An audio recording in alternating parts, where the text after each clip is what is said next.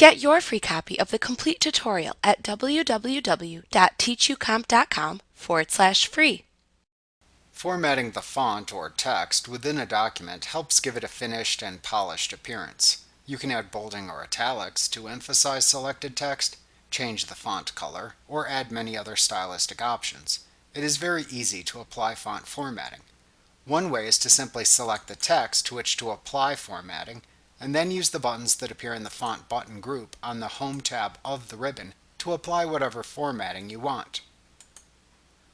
Alternatively, you can also simply hold your mouse pointer over selected text and then wait for the mini toolbar to appear. Then use the formatting buttons in the mini toolbar to apply common formatting options. Advanced users can also set advanced font formatting options by clicking the Font dialog box button in the lower right corner of the Font button group on the Home tab of the ribbon.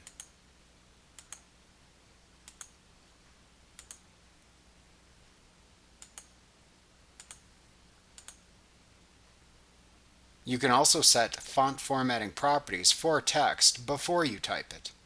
Most people have a font they prefer, like Tahoma for example.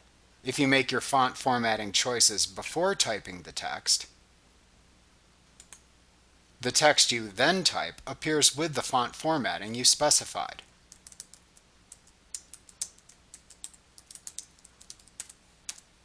Let's look at the default buttons that appear in the Font button group on the Home tab of the ribbon.